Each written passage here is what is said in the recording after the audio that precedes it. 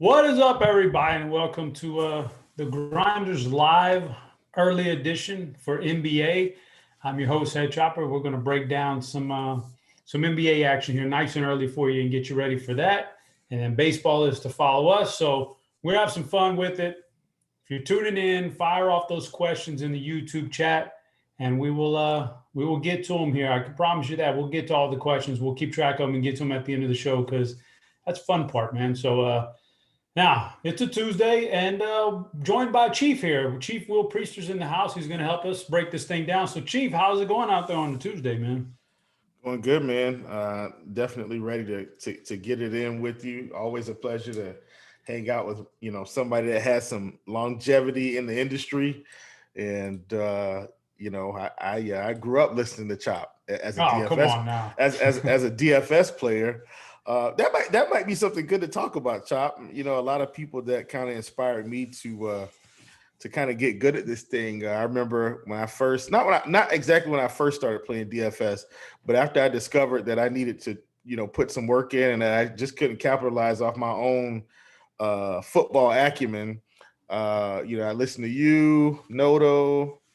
I'm gonna name off some OGs here. Pepsi 7 was around at the time. I haven't heard from him in a while.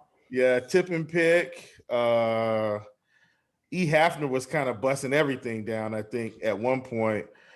This is going to go to baseball right here. Beep, I'm a Jeep. I'm probably getting a little throwback now. Beep, I'm a Jeep. CSU Ram was around.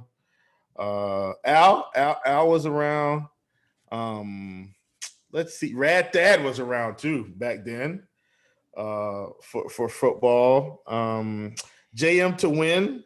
And JM was my guy though, because JM, believe it or not, JM taught me how to play tournaments without actually teaching me. Right, he taught me how to think for myself, and so listening to JM got me a little confident.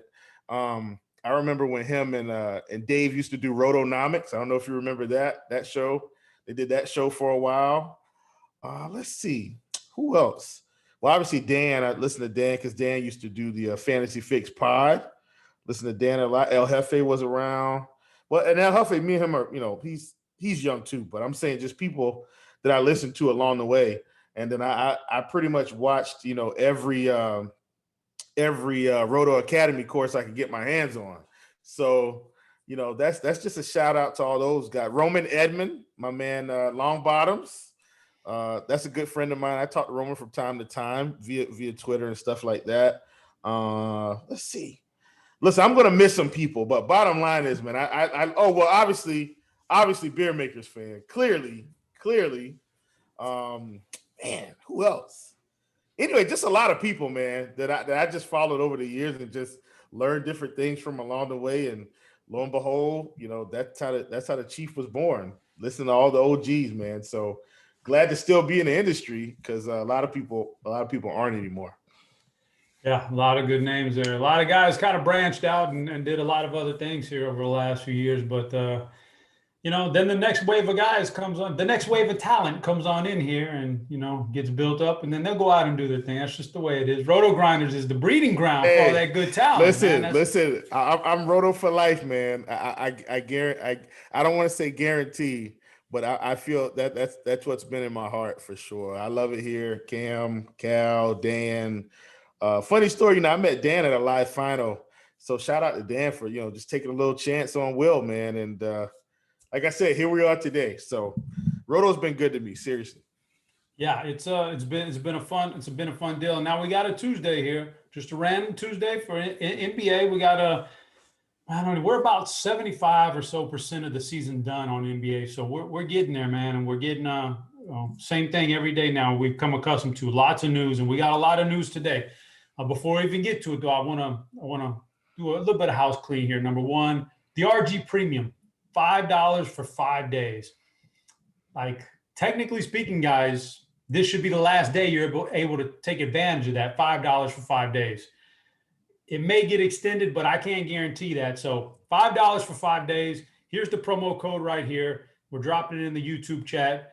It's just a good deal, man. If you just want to experiment with it, play around with it 5 days. If you jump in now Tuesday, Wednesday, Thursday, Friday, that gives you golf. That gives you MLB, NBA. I had some good stuff right there. $5 for 5 days. It's a deal. It's a steal, man. Go ahead and get in on that. So I don't know how long it's going to be around. So get in on that. Also, if you're here and you're just goofing around in the YouTube channel, hit the like button, man. Just hit the like button for us. Give us a little like. It helps. That helps. I know it's mid-afternoon and we got a long ways to go before NBA lock, but we're doing our best here. So hit the like button, and this keeps us going. So we'll be joined by SBK here in a little bit. So if you have any questions specifically designed for SBK about projections or minutes or what ifs and all this other good stuff, get them in chat.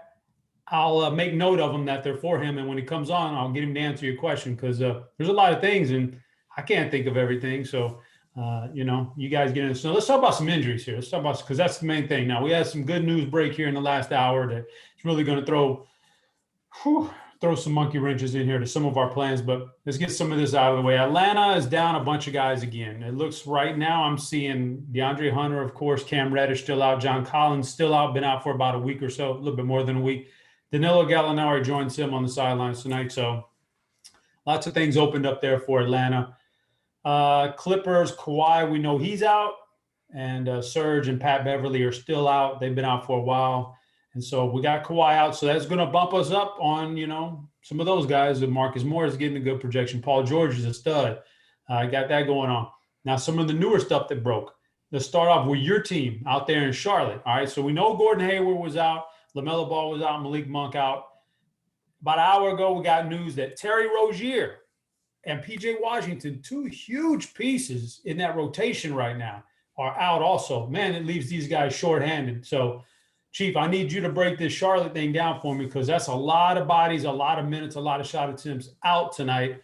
I mean, how are you going to handle this? First of all, shout out to my man, Rick Bonnell, who, I can't talk about Rick Bonnell enough. I know I've talked about this before, probably, but listen, if you're following Charlotte Hornets basketball, you're not following Rick Bonnell, like, you're just missing out, because he's always giving you the goods, right? Like, this is, even when I can't watch Charlotte, I do watch them a lot. Rick is always dropping these nuggets, man, just crazy nuggets. Let's talk about Charlotte. I got to pull it up on my phone, because I want you guys to hear these stats. Terry Rozier is averaging 20.3 points this season. Rozier is not going to play tonight. And while the Lakers are shorthanded, only Devontae Graham, who's averaging 14 points per game, is kind of going to be the highest highest player with the average scoring. Rozier, Hayward, Ball, Malik Monk, and Washington, PJ, average 80.5 points for the Hornets out of their 110.9 points per game. I'm going to read that again. Those five players are averaging 80 of our 110 points. We're in big trouble tonight. However, obviously we know some guys are going to fill that void. Devontae Graham's probably going to have to score 25, 30 points for us to even stay in this game. Miles Bridges is going to do his thing. I'm telling you that right now. The Martin twins, Jalen McDaniels, we're gonna have some young guys playing, and then Cody Zeller's probably going to be back in our lives as just the de facto best center we have right now, because PJ's on the bench. But ladies and gentlemen, it is Brad Wanamaker Day, and the ownership reflects that. But Brad Wanamaker was already playing 25 minutes, Chop. He's going to push 30 minutes tonight, and he's been very serviceable in his bench role with the Hornets. Been putting up fantasy numbers. It's Brad Wanamaker Day. I hate to say it, but he's not Brad Wanamaker at Boston anymore. This is Brad Wanamaker in Charlotte, where he's going to have some opportunity. He's going to be chalky, and you guys know I don't like to get on bad chalk. I don't think Brad Wanamaker's bad chalk tonight. I'm probably going to have a minimum of 3 Hornets in my lineups, maybe 4. That's where I am with the Hornets. It's just too much production missing, and they do have to score, but it's going to be a lot of production to go around for these young guys. Yeah, that's one of our prime spots for value tonight. So we'll come back. We'll circle back to this stuff a little bit later. Next team I'm identifying. Well, Toronto's still in need of bodies here. They've Fred VanVleet is out again, and Kyle Lowry got ruled out. He was back for a while. Now he's out again. So Toronto, the backcourt is out. Are you going back to your boy Flynn, or is it a Bembry night, or what's going to happen for you with Toronto? I'm actually a little afraid of Toronto. Now, I do think Malachi Flynn is going to get some run, but we've seen Nick Nurse do worse things, like start DeAndre Bembry at the point. And so I'm a little afraid of Toronto tonight. They've got Kim Birch there now. Rodney Hood can play. Utah Watanabe can play. Freddie Gillespie is going to play a little bit. Stanley Johnson, we've kind of got him at the bottom of the totem pole, but he can still pick up 15 minutes. I'm very afraid of Toronto tonight, Chop. I think Flynn is in play still, especially on DK and FanDuel, where his price has come down to like under $6K again. I don't trust anybody else though. I don't. I think Flynn is the only guy I want to play from Toronto. OG 7,100, Pascal 86. I think they've got enough bodies to kind of dispel some of these guys. You already see that they're trying to rest the older guys, like they did rest OG the other night, rested Siakam, rested. I don't like it. I think Flynn is the only guy I'm interested in for the price. Maybe Bembry because he's still very cheap on DK at 3,900. But I'm not getting involved in a Toronto fiasco tonight. And if it burns me, it burns me. But just Flynn pretty much, and that's it. All right, I can get behind that. Let's see here. And then the other one that broke, some good news broke here a little bit. Big news. I don't want to say good news. It's not good or bad. It's neutral, but it was big news. Utah.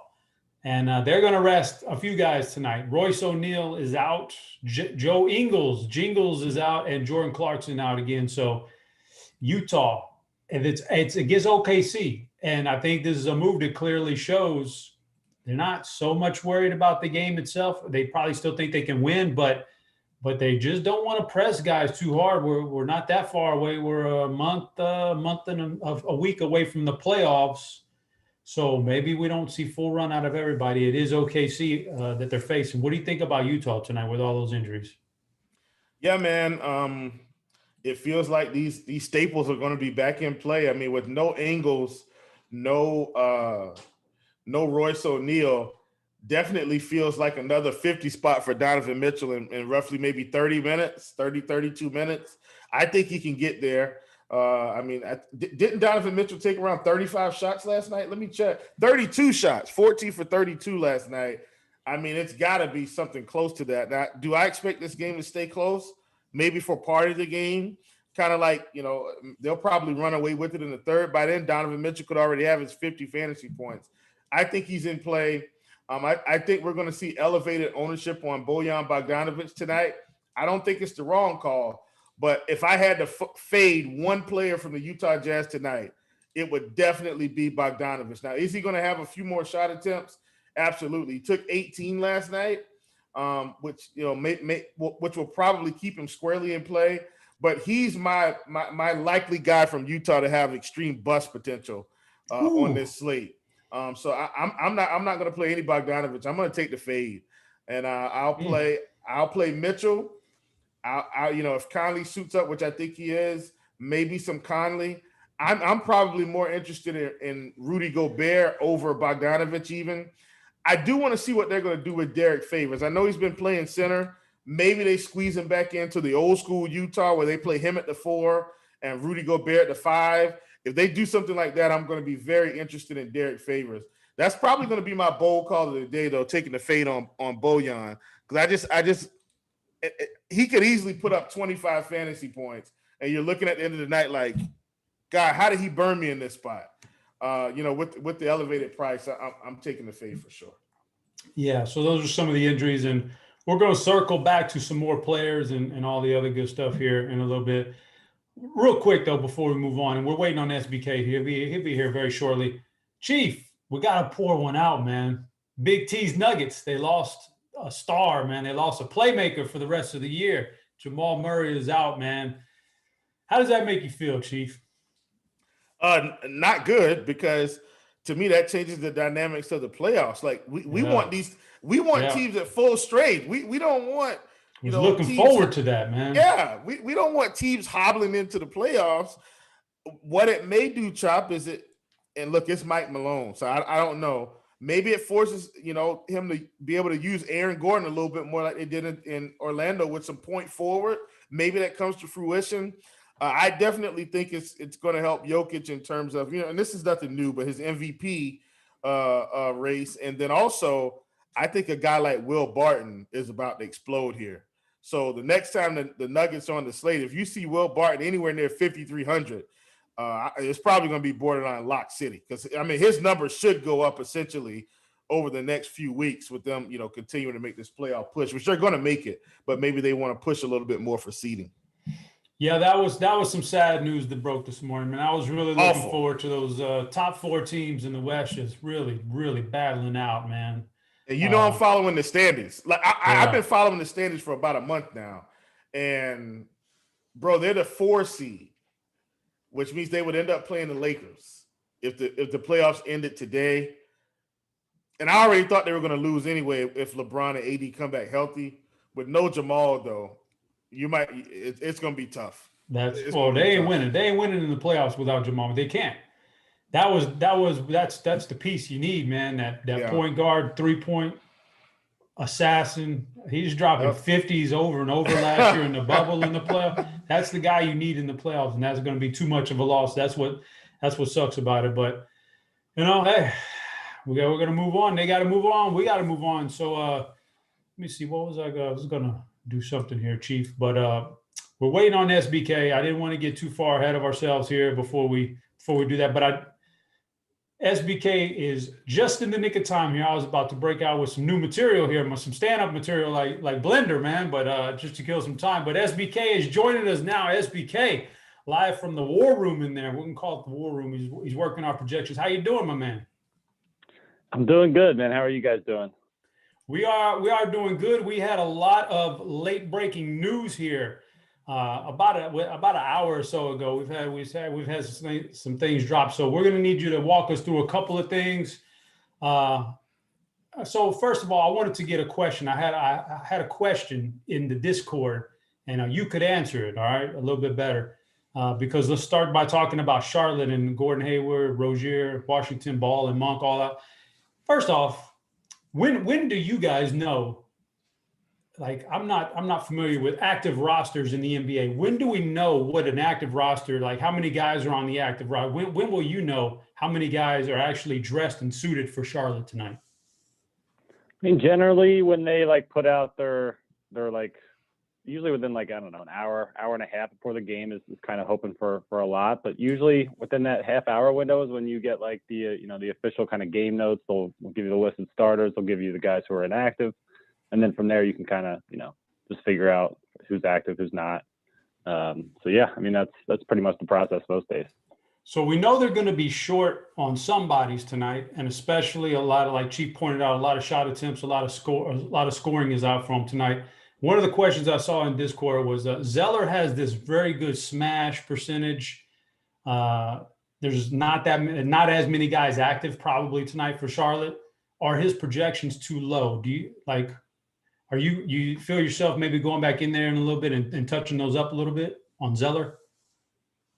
Not particularly, to be honest. There's a chance maybe we come up to maybe 28. I think the one thing with this matchup is that the Lakers will obviously have, depends on what they do with that second unit. I think the last night's game kind of made it seem like maybe they'll have some sort of split between Harrell and Gasol in the second unit, but they're going to need to keep a big out there. Obviously, Andre Drummond's probably going to play at least 24, 26 minutes. There's no way they can run without a center in that time. And then obviously, assuming it's Harrell or Gasol, they may play with a true center for 48 minutes, which is something the Hornets don't typically do. So given that, we have 48 minutes projected between the two of them, Zeller and Biombo. Biombo kind of been like out of the rotation for 2 games prior to playing about 8 minutes against the Hawks the other night. So there is a chance that he plays less. It's kind of tough to be any higher than kind of where we are on Zeller in terms of a median projection. I mean, he's had, I think, 1 game over 27 minutes. And I mean, this is as far back as I can scroll until we get to, the beginning of February. So, I mean, is the upside for 30, 32 minutes there? Absolutely, especially in this spot. And he's been a fine per minute producer. So I do like him a lot in tournaments. I mean, even at the 26 minutes we have him at now, he's still popping, over 30 fantasy points. But in terms of the minute projection, I think we'll probably be in the same range we are now. Another question that just popped up while we're on Charlotte is they want to know who gets the backup point guard minutes for Charlotte tonight. I mean, it's probably, I think the point guard is it's going to be, the guys handling the ball are going to be Graham and Wanamaker. Like whether they end up like starting both those guys or whether they stagger, have Wanamaker off the bench and use him as kind of like that, ball handler who's in the lineup when Graham's not. But in terms of what they have now, it's going to be Graham or Wanamaker pretty much at all times. I mean, Miles Bridges will be very involved offensively. The Martin brothers will probably be doing a little bit more than they are accustomed to. But not going to get too much distributing from the bigs there. I mean, they will kind of play through Zeller out of the post sometimes, and maybe that happens a little bit more in this spot, but they're not doing it with Biombo. McDaniels is kind of more of a spot-up shooter.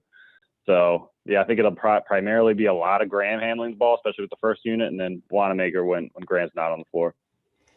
All right, I want to talk about Utah now. We know Jordan Clarkson's out. We know then they ruled out Joe Ingles, Royce O'Neal. What's going to happen with the minutes in Utah? And are you projecting like more minutes for Donovan Mitchell and maybe Rudy Gobert as a center? So he's not really affected by these guys. But do you project more minutes for those starters, or do you think they're still capped at what they usually get, even though guys are out, and they're still capped with even a possibility of being lower if Utah's not really taking this game 100%? You know what I mean? So like, what's going to happen with Utah there? So I actually projected Donovan Mitchell for less minutes than I typically do. Utah is between 16 and 16.5 point favorite right now. I don't imagine that is going to lead to Donovan Mitchell having to play late into the fourth quarter. So given the spread there, he's actually projected for less than he typically would be. He would be at 36 minutes in a median, maybe 37, just given that they have both of those two guys out. But if you go into lineup HQ, you can kind of take a look. This is the most number of bodies we've had projected on the Utah side as long as I've ever been doing projections that I can tell. We have a bunch of guys at 4 minutes who may kind of play a role.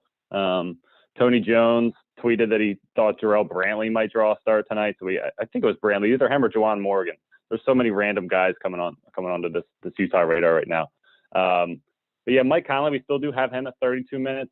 He had played a little bit more, obviously, with Ingles and Clarkson out. So like 32 might kind of seem a little bit high for him. And it probably is with them, with the reserve guards healthy, but that's not the case right now. So yeah, the Jazz starters are a little bit lower than they would be typically in terms of minutes, but I think the efficiency is probably a little bit higher than usual in this spot. So I don't think a whole lot changes. But yeah, Mitchell's still projecting pretty well. You can bump them up to 35 or 36 minutes in lineup HQ if you think that the Thunder are able to hang around in this game. I don't.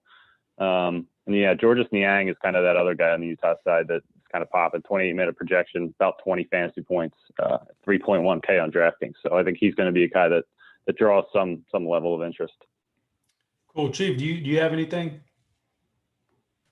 Yeah, I know these guys are questionable, but how are we going to handle the Lakers if, for whatever reason, Gasol and Drummond both sitting questionable tags right now in that same Charlotte game?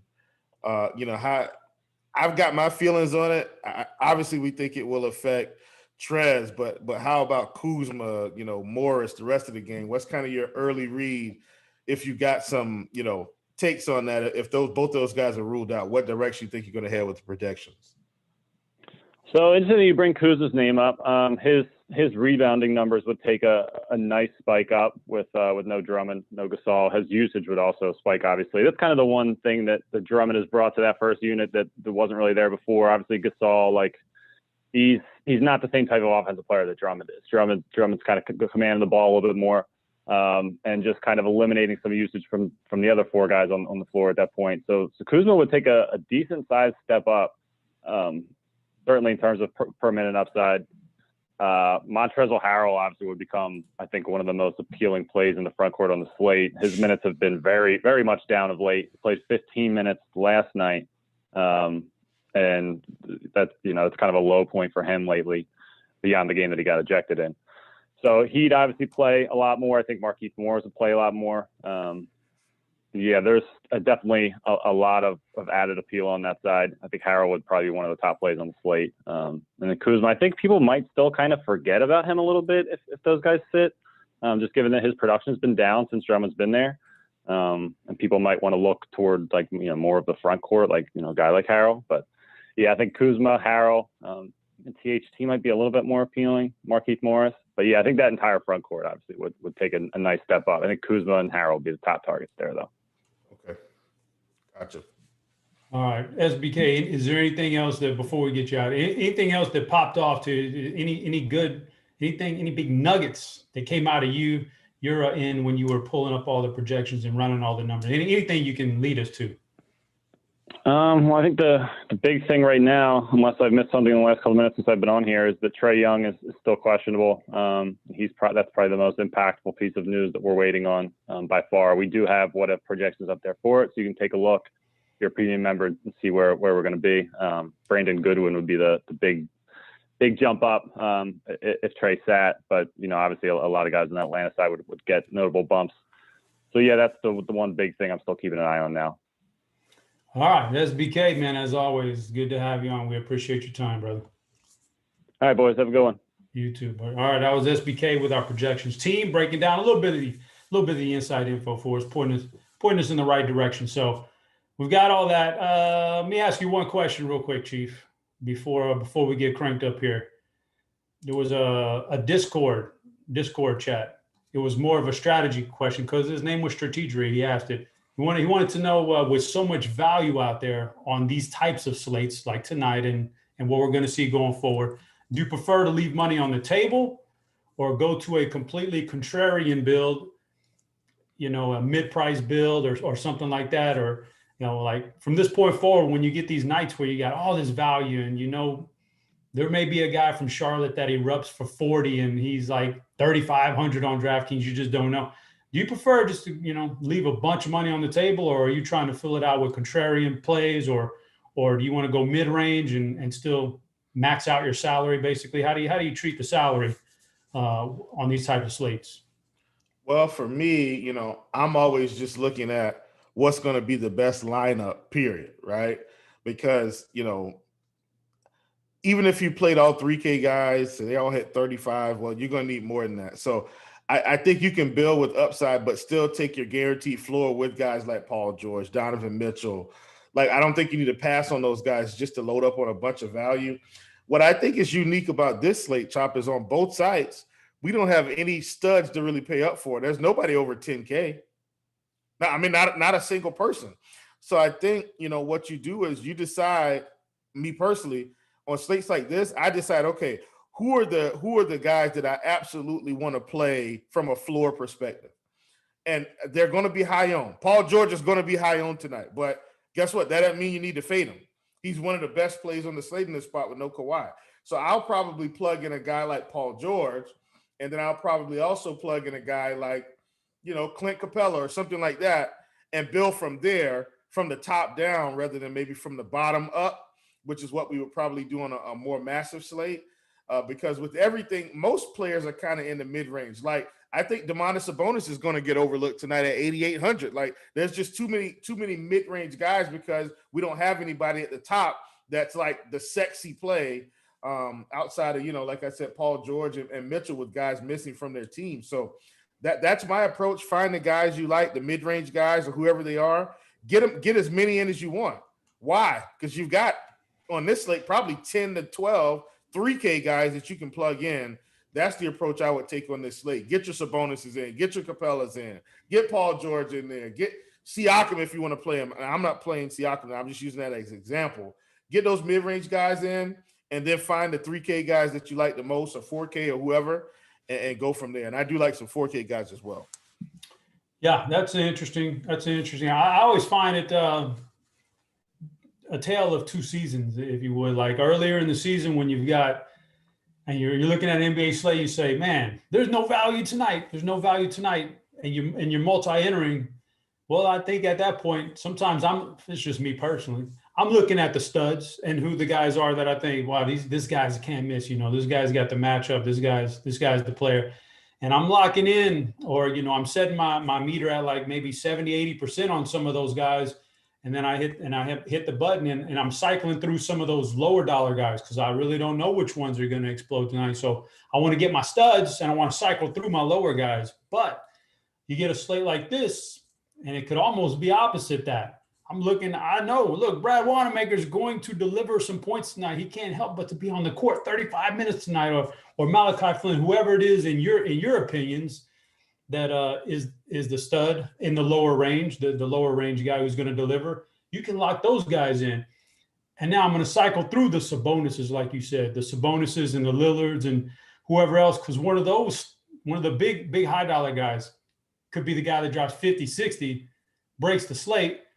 You just want to get him because your value is going to deliver on a night like tonight. You just can't help but to. So it's a tale of two seasons, man. It's interesting, but that's where we are. So you just got to adapt throughout the season. You don't just got to adapt year to year. You have to adapt slate to slate in DFS if you want to win. So that's just the way it rolls. But let's cycle through some positions here real quick, and then we'll get to some questions and finish this thing out. But I got my FanDuel stuff pulled up. If you want to pull up DraftKings, Yahoo, whatever you want to pull up. I'm on DK. Yeah, all right, you're on DK. I'm on FanDuel. I got some positions and salaries pulled up. Let's start off on some point guards. We talked about Wanamaker and Malachi Flynn. Those guys are some value plays, some studs.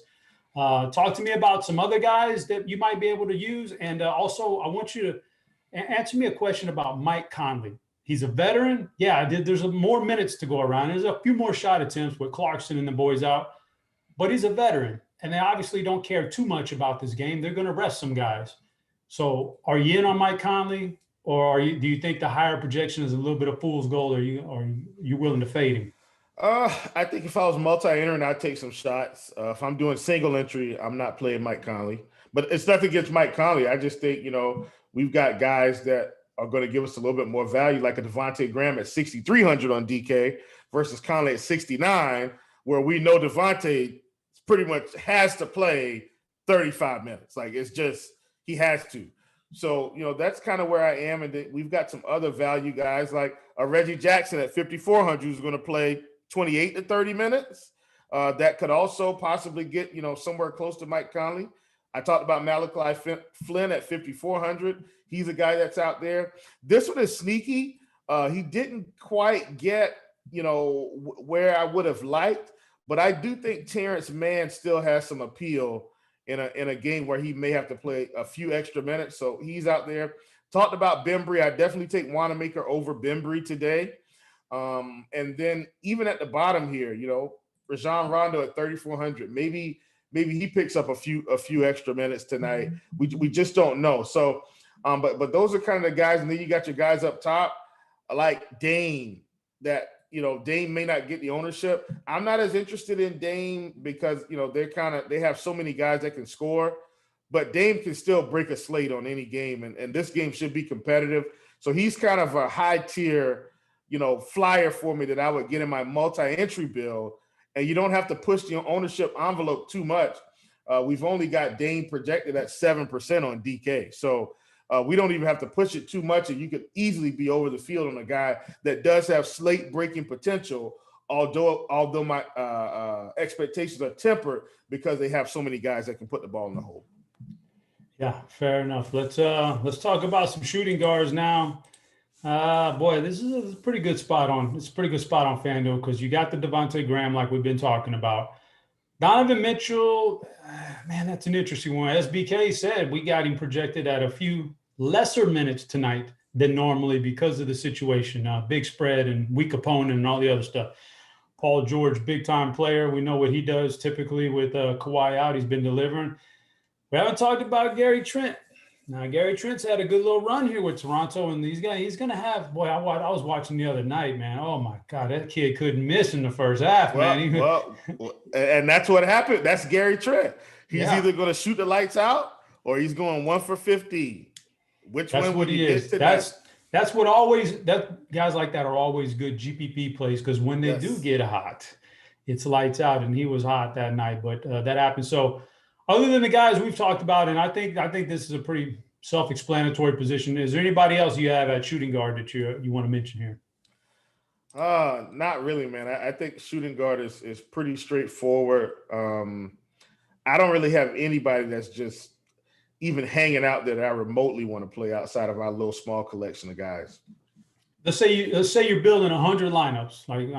Say you're building 100 lineups, and you're at shooting guard. Let's say FanDuel, where you're limited to specific guys. Like, are you more willing to just say, man, Paul George is just too good at this position? Are you more willing to lock in Paul George for 100 lineups, or go a lot less on Paul George and then divvy that out to a guy like Devin Booker, who's going to have a good projection and a good run at it, and you never know.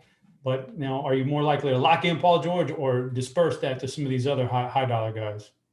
For me, I'm probably more likely on this slate to lock in Devontae Graham.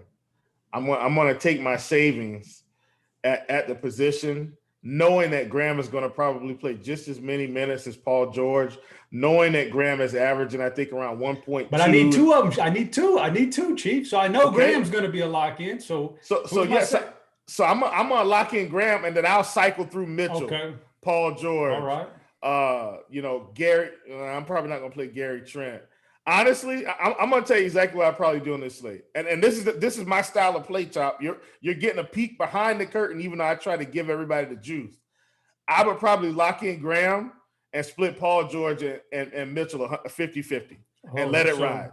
So I would get very aggressive. The other guys get no love from you. The other guys get no love. I don't feel like I feel like Graham is probably the best value considering the situation. Like Graham, we've seen Graham put up 40-50 before. Graham puts up 40, and then you get 50 from Paul George or 50 from Mitchell. I mean, you're fine. You don't need anybody else. That would be my approach for sure. All right, fair enough. Small forwards, let's go there. One guy I had highlighted, you kind of you already touched on. You say you're not, you say you might not be in love with him, Bogdanovich from Utah. Hey, I get it, man. Utah is going to be a tricky. It could be a landmine tonight, man. I've seen. It was a game in the bubble, a couple games in the bubble last year at the end of the season where they didn't have a whole lot to play for, and we thought some guys were going to get some good run. We thought these guys are sitting, so these other guys are going to get good run. And we tuned into the game, and boy, they jerk those guys out after the first quarter, and they give all these young guys a lot of run. So a guy like Bogdanovich, any veteran on that team, is a little bit iffy tonight, man. But I had him identified as somebody, but maybe you could hit on some other guys. Jaylen Brown, does he jump off the chart to you? Or I actually saw the name Solomon Hill pop up on the Optimal earlier. I don't know if he's still on there, but earlier today, Solomon Hill was on the Optimal. What do you think about small forwards? Listen, I don't hate Solomon Hill. The guy played 37 minutes against Charlotte. Now, granted, they had a lot of guys out that game, including Trey. Trey will be back. But Gallinari is still doubtful. He's not going to play. I don't hate it because he's definitely going to get more minutes, I think, than Caleb Martin. But I'm also not sure on that because this is uncharted territory for Charlotte. Bottom line is I'm locking in Miles Bridges. Just period. I'm locking in Miles Bridges is about to play almost 40 minutes, Chop. He played almost 40 minutes the other day. They're missing more bodies. Look at these minutes, 40, 37, 36. Last 3 games, they've been missing a lot of bodies. He shot 17 times in the Atlanta game. He's going to have close to 20 shots again tonight. I mean, I know, and I'm not doing this because I'm a fan. I'm doing this because of the situation. These guys are going to have to put the ball in the hole for Charlotte. So I'm locking in Miles Bridges at small forward, and then I'll cycle around him on FanDuel. On DK, you got a lot more flexibility. On FanDuel, lock button. All right, let's talk about some power. We can get through these last couple positions, then answer some questions. We got lots of them, but power forwards. Here we go. This is an interesting spot to. This is an interesting spot right here because there's a lot of value at this position. So Talk to me about your favorite guys. Domantas Sabonis is definitely my favorite. Facing the Clippers team, very fairly priced. No Miles Turner still. And look, that's a lock on FanDuel, Chop. And I would lock him in on DK as well. But I'm going FanDuel because FanDuel really locks you in. And I've talked about this before, but in terms of strategy, what you got to realize on FanDuel, once you lock a guy in, you can't play 10% of everybody. That's why I take massive stands. I don't play more than 4 or 5 guys at any position on FanDuel, even center even, if I'm locking in a guy. Now, if I'm not locking in, I might get up to that 8 to 12 range. But if I'm locking in a guy, tonight I would absolutely be locking in Domantas Sabonis. I think he's, one of the best players on the slate at $9K against the Clippers. Should be a pretty even matchup with all the bodies missing. I like him a lot. Okay, fair enough. You got that one locked in, and other value plays out there. I mean, Marcus Morris getting a bit of love, and then Darius Bazley getting some love. So it's a good spot right there to find some value and some. I think Rocco is good leverage tonight on a guy like Darius Bazley, because you know that they're going to need him to guard maybe Brown and Tatum, because one of those guys is going to be on the floor most of the game. They're not playing incredibly big. So I would definitely be willing to maybe get off Bazley a little bit and go up to Rocco. Now, look, Rocco's hit or miss. You're going to need him to dial up the defensive stats to get there. But in terms of leverage, we got Bazley at 24, Covington at 7. I mean, that's a no-brainer to me. Get some Covington in your lineups. Great leverage at the position. All right, centers, last spot here. Let's talk about it. You got some good plays. You got some mid-range plays. And if you really wanted to save some money, Zubac, Moses Brown, those boys are kind of cheap. Who's your favorite center tonight? So on FanDuel, definitely Clint Capella. Like on FanDuel, I think you just go all the way up. Like Capella's got massive upside, like massive. On DK though, Chop, I still like Capella. I do think Cody Zeller is like the play on DK. He's 4,800, and he's probably about to play. And listen, I'm not afraid to voice this. I think Cody Zeller gets 28 minutes tonight, 28 to 32. That's my range. They've got very limited bodies. When Cody Zeller gets 28 to 32 minutes, it's almost an automatic 30 plus. I'm heavily invested in Cody Zeller on DK. I love this spot for him. All right, let's fire up some QQs now. We're gonna bring in our producer Devin to. He's been keeping track of all your QQs, and now it's time to reap the rewards of your patience. Let's finish off this whole show here. We got plenty of time now. Devin, bring it on in, man. Let's do this. Yeah, we got quite a few. So we'll just we'll jump straight in, go straight to lightning round. Chop, FanDuel, Chief, DK. That sounds great. All right, Anthony wants to know Celtics stack, FanDuel tournament. Chop. Celtics stack, FanDuel tournament. I would say it's a good matchup. They're still fighting, so I think it's pretty good. Portland's still playing for something, too. I think there's definitely stackability in that game in general. And yeah, Boston looks good. Coming out strong in the lightning round. I like it. This one's for Chief on DK tournament from Levi. Best pay-up option at center. Capella. Morning Wood asked, what was Chief's highest finish last night? He was tooting your horn for you there, Chief, earlier in chat. Man, in my multi-entry build, I was somewhere in the 2,000s or 3,000s. I got burned, man. I had too much Drummond and Holmes last night, and it held me back from some good finishes. Unicorn wants to know, is it okay to use 4 Charlotte in one lineup? Yes. All right. 4KT. We're just going to start referring to that person as forked. It's FanDuel single entry for Chop. Would you play Brad Wanamaker? FanDuel single entry. Boy, Chief's a lot higher on him than I am, but he's definitely popping on the projections page. I think in a single entry, I think you could play him in a single entry. You start getting anything more than 3 max and a bigger tournament, I might look elsewhere. But in a single entry, I think he's definitely still in play. All right, this one goes to Chief from Michael. Tournaments, who would you take from Lakers as a run back with the Charlotte game stack? Michael, I want to answer that question, but now we got Morris questionable. Yeah, I think we need a little bit more news, because if Drummond's out, Gasol's out, Morris is out, at that point, you probably need to be playing Kuzma, possibly Trez, and possibly THT or Schroeder. Like, it's just, you're going to have too many guys available. If I had to guess right now, Gasol is out for sure. Drummond is probably it's a tough situation. I need the news, man. I need the news. You got to wait for the news on that one. And that should touch on Donnie's question later on, too, as well. Next one, this one goes to Chop from King. FanDuel tournament, do I play PG-13 and Donovan because I can't play Graham? Or do I fade PG-13 for Graham to be different? Oh, man. Devontae Graham is probably a lock button for me in any format, anything I can get him in. So if it comes an option of Devontae and the other option is no Devontae, I want Devontae Graham. So although I love Paul George, Donovan Mitchell, and Devontae Graham Graham is the lock button for me tonight. All right, Chief, we're going to have to ask you to rank your babies. Morningwood asks for DK tournament, rank the Charlotte value. Rank the value. I go Cody Zeller 1, Devontae Graham 2, Miles Bridges 3. Give me a second here because it's a lot of them. No, I take that back. Cody Zeller 1, Devontae 2, McDaniels 3, Bridges 4. And then I'd probably go Wanamaker 5.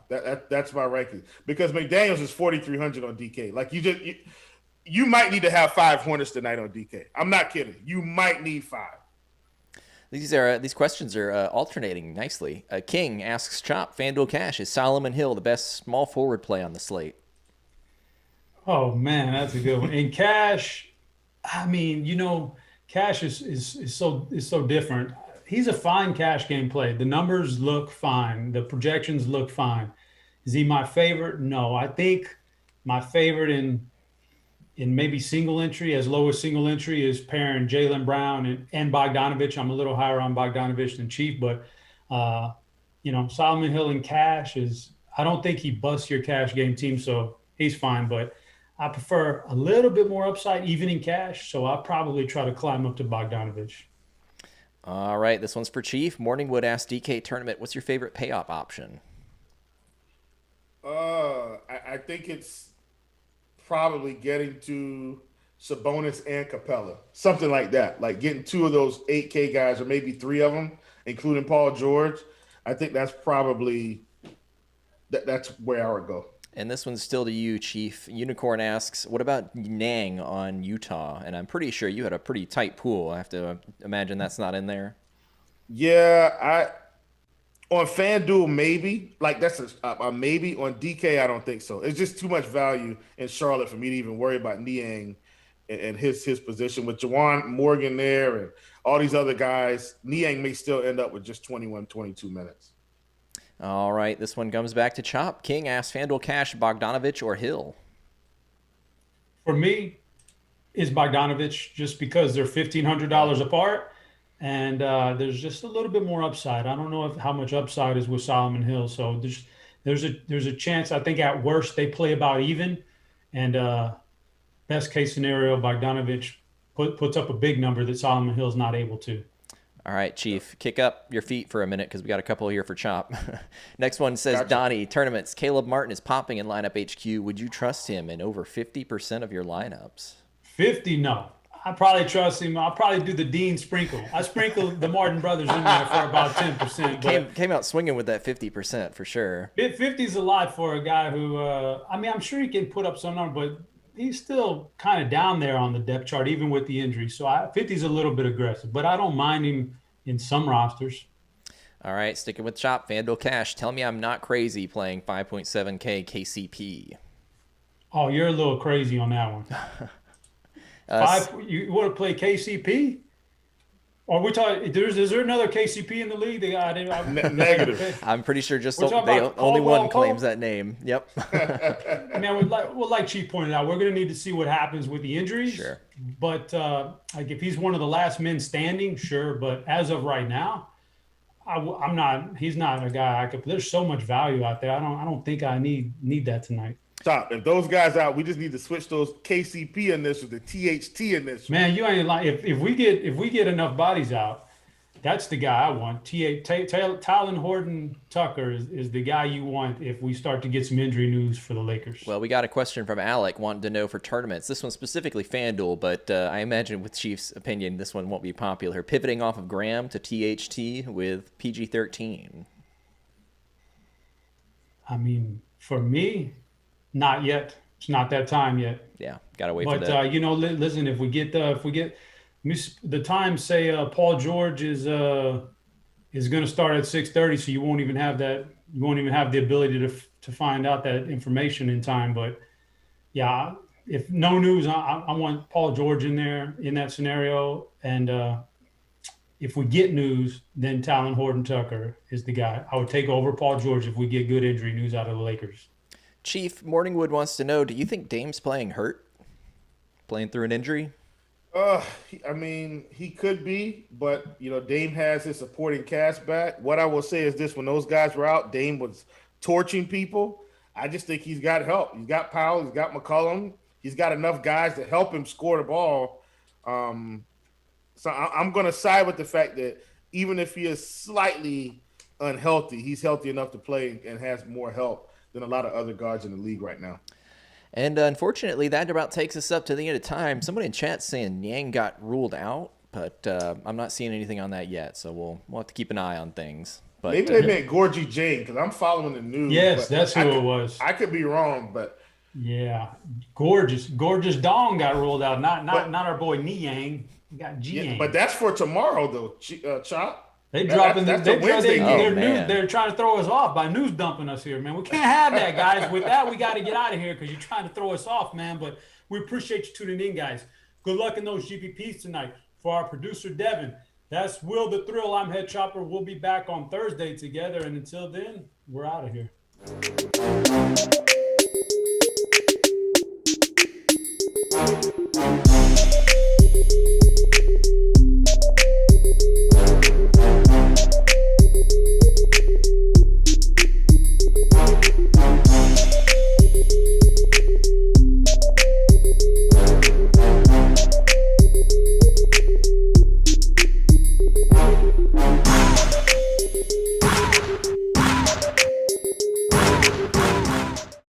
Pretty much the chalk got there. I mean, Glasnow, crushed.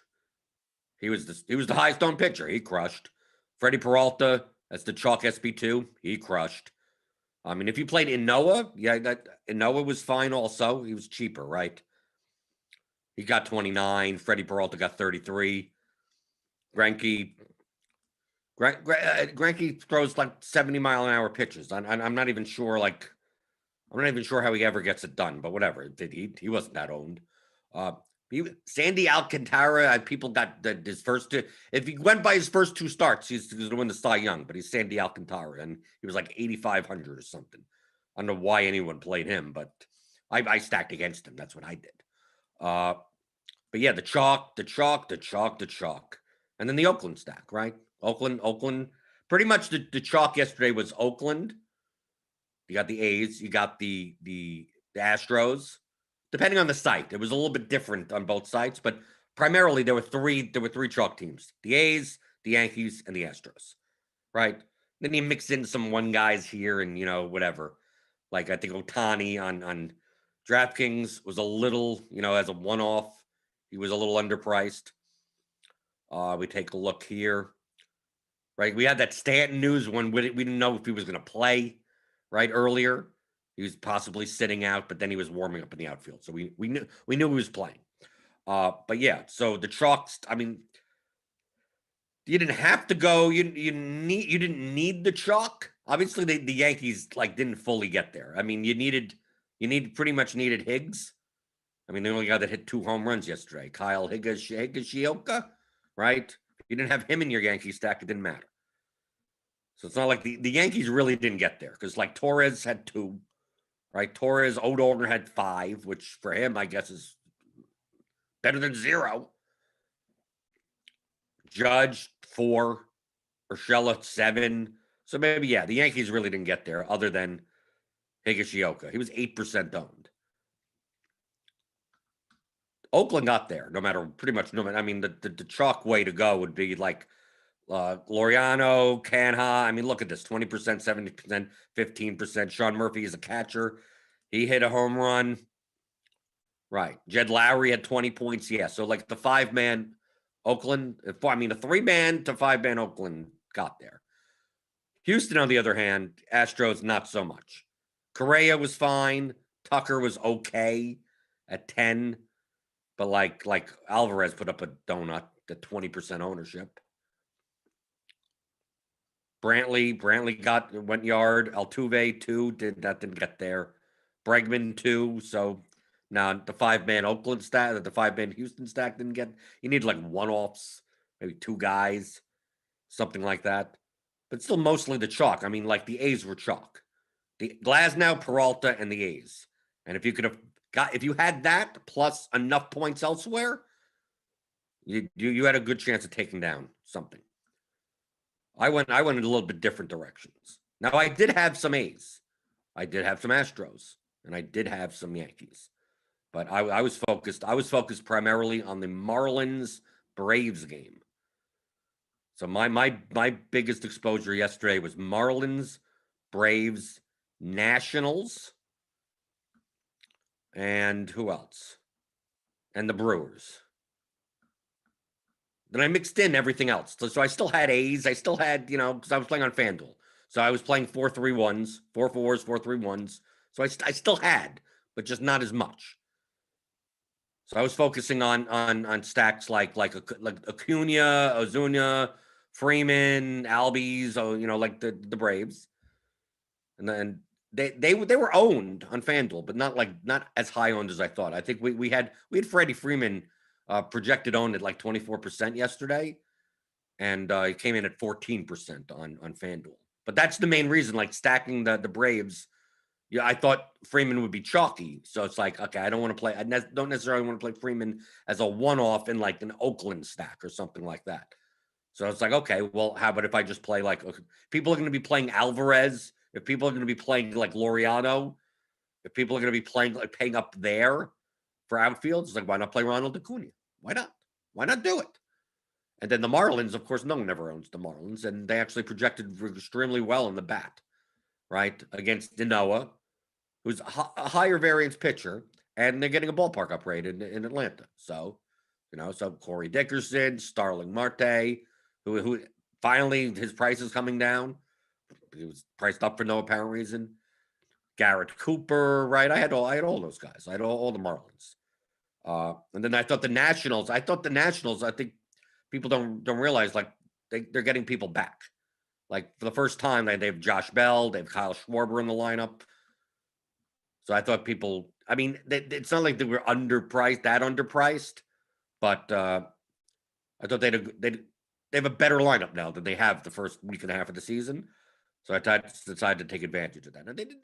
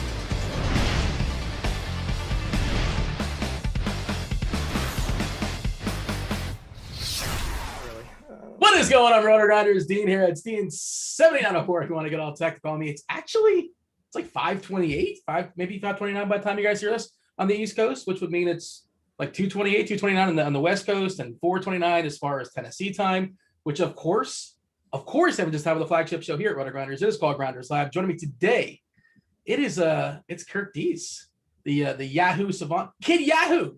Is that true? Did they still call you that? Is that still your nickname? Always. You'd be surprised how often I get that. I would be surprised how often you get that. But yeah, if you guys, by the way, if you guys tuning in, like, hey, how come I'm not talking basketball? You can hit the rewind. Will, Chief Justice, and Head Chopper talked about some basketball. If you guys want to hear some basketball talk, we're going to talk baseball. If you guys are RG Premium members, you can hear Crunch Time. Crunch Time follows us with the GOAT of GOATs. Cheese is good. Dave Potts. He'll be talking baseball. Andy Bean's talking basketball. Kevin Roth talking the weather. And they're going to be there until 7:30, taking you guys all up to lock because the basketball lock is 7:30. So I presume the first half will be baseball talk, and the second half will be basketball talk. And Kirk Dees, I don't know if you're aware of this, Kirk Dees. I imagine you know a guy and you're hooked up, but if you're not, you can get 5 days of RG MLB premium for $5, 5 smackers. That's like I don't know, your favorite combo meal. Is that like $5 these days? Would you have a favorite combo meal at a certain establishment? Not for $5. Can't do it. But no, I don't. It would be Chick-fil-A, and it's more than $5. Do they have those in Massachusetts? Yes, they do. Believe it or not. Oh, I didn't know. I thought it was like more about. I know they're expanding. It's a lot lighter here than most places because of the whole political stance of. Oh yeah, I know what you're getting. Yeah, we can lay away from that. But yeah, I can see that. Fair enough. But yes, they're not as popular as they're on the South. But yeah, there you go. People love that Chick-fil-A for whatever reason. I've never had it before, but yeah, I hear people enjoy the chicken. Hey, what do you get? You get $5 is the point. $5, you get $5, get you 5 days of RG premium. What does that get you? That's get you the lineup HQ, for the projections, access to the premium Discord, Plate IQ, which is absolutely fabulous. Basically, if you're somebody that like uses Fangraphs, it's got everything that they have right there on one page, and it's specific to like who's pitching that day versus the actual guys he's facing against. It's really, really applicable data. You get Kevin Ross Weather Edge, which is a couple things that are kind of sort of so interesting, which we'll talk about in today's slate. And just worth the $5 alone. The aforementioned Dave Potts, Cheese is Good, $1 Million Musings. I presume that is required reading for you. And if it's not, this will be awkward because I think it is. If you don't like to read, that's fine. Do you read it? Oh, for sure. It's must read every day. I'm like a cheese disciple is what I like to think of myself. But I mean, he's the best writer by far. I kudos to him for how long it must take him to write that. Don't know how he does it. I have no clue how he does it. And it's always up early. It's great. It gets your mind locked in on the slate, whether you agree or disagree. It breaks things. It gives you like the framework on how to think, and it always has. And that's what I like about it, because I often disagree, and I like when I disagree because that's when usually, Cheese moves the ownership, and then you find some other spots. But Cheese is the man. He's the best in the industry. It must take him so many hours. And yeah, I'm not privy to his financials, but he's a man who's won $1 million 2 times. I think it's a labor of love. I think he does it because he loves doing it. I thought you were talking about Head Chopper there for a second. Chopper's content's fine, but it's not nearly at the level of Dave Potts. But he's won $1 million 2 times. Yes, he has. As well. Yeah. He's but baseball specific, we're talking about the Chopper. Well, I think Chopper gives expert rankings for baseball. He may or may not do that. Not really sure. That's another thing you guys get: the ownership, consensus value rankings, which I partake in, the expert survey I partake in as well. All sorts of good stuff. Too much to list, but again, $5, 5 days. Go ahead and check out that link there and chat to the people. So today's slate. Let's talk today's baseball slate. It's like opening day. It's an opening day slate. There's a ton of good pitchers to pitch that are appealing. Like it's. At a certain point in the season, like it's some 1s, some 2s, some 3s, some 4s, some 5s. It's kind of a mixed bag. But today, we're still kind of early. I guess this is game 11 for some, right? We're getting a bunch of 1s, a bunch of 2s, and like Senzatella. And Senzatella is facing the best lineup in all of baseball. Not a great ballpark, but the Dodgers get to face probably the worst pitcher on the slate. Not a great ballpark, baseball variance, yada, yada, yada. But how are you attacking this slate? DK is like at least it's a little bit more difficult these days on DK. It was so easy just to give me the 2 best arms like yesterday. The 2 best arms and basically whatever bats I wanted was super easy. And if you didn't want that, you just get Peralta, and then now you get all the bats. And there was 3 elite pitchers. Now today, it's just all the good pitchers, man. Everybody's at least average to above average to elite. So what is the strategy as far as today's slate? It's filthy with pitching. It's Cheese nailed it in the article. He's like, if you can't find a pitcher you like today, it's time to find another hobby. And that's exactly the truth. I mean, it's all the studs, not all of them, but I mean, it's Bieber, it's Bauer. If you just look up since last season and the this season. I mean, Bieber 41.7% K percentage, Bauer coming in at almost 37%. Then we've got Giolito, who's just actually probably has the best matchup of the three. And, you know, as Cheese would say, is just a tier below, but the matchup may boost him up. Plus his price is a little bit better on DraftKings. So he's awesome to use as well. Then we've got like good pricing and high strikeout arms like Brandon Woodruff. We've got Luis Castillo, who there's some warning signs there to be a little worried about, but if he's, you know, we know the talent is in there, and if he shows up and gets things, you know, popping, then he could actually have a massive night and his price nicely. And then we've got Strasbourg, whose, you know, velocity's been down a tick, but did pitch well in his last game, even without the velocity. Should get an increased pitch count. Jack Flaherty. I mean, there's, I could just go on and on. I mean, everybody's just, Dylan Bundy, who's definitely can bring some Ks to the table. A guy I kind of like. And then you got like the kind of the safe guys too, with like Max Fried. Fried or Fried? I always forget. Yeah. You're on it. Yeah. Who else is on that? Kyle Hendricks. Like if there was ever a time for him to have one of his big Kyle Hendricks games with efficiency and maybe a bunch of strikeouts, would be against this Brewers lineup without Yelich. It's terrible lineup. Yeah. So I mean, you can feel good about any pitcher you put in your lineup unless you're putting in Senzatella. And he's facing the Dodgers. Speaking of lineups, right before the show we were talking about, I think every single lineup is out with the exception of the Dodgers and the Giants. I'm going to do another refresh, but that's kind of sort of where I'm at. So one of the other things you get with RG Premium, by the way, is umpire data. And I'm not obsessed with umpire data, but it's one of those things I will factor in. I think it's kind of sort of somewhat interesting. It's dependent upon who the pitcher may or may not be as well. Like if I'm pitching a guy like Freddie Peralta who needs the corners, I want a pitcher's umpire. Right? That's ideal. So have you looked at the umpire data yet today? I just have it up in front of me right now. I see we got Mr. Bill Miller. Yes. And what do we know about Bill Miller? What does Derek Carty always tell us about Bill Miller? What is he deemed him? Do you know? An extreme pitcher's umpire? Well, he is. He deemed him the Mike Trout of umpires in favor of pitchers. And who is he umping today? He's umping Bieber and Giolito. And I believe it's got a 6.5 total in that game as well. And, you know, I'm kind of going back and forth as far as Bieber and, you know, especially on a one pitcher site, Bieber versus Bauer. I think they're both phenomenal. We'll talk about, do you care about the Bauer accusations or they took his balls and, well, they took the baseballs he was throwing and they're checking to see if he's doctoring some substances, and everyone knows it's shenanigans. And is that at all a factor for you today? And I think it wasn't just him they singled out, just he kind of made the story. So they talked about him, but those other pitchers too. Do we care about that? Is that a thing? Are we ignoring that? And just as is, at one pitcher site, you got Bauer, you got Bieber. Who's your preference?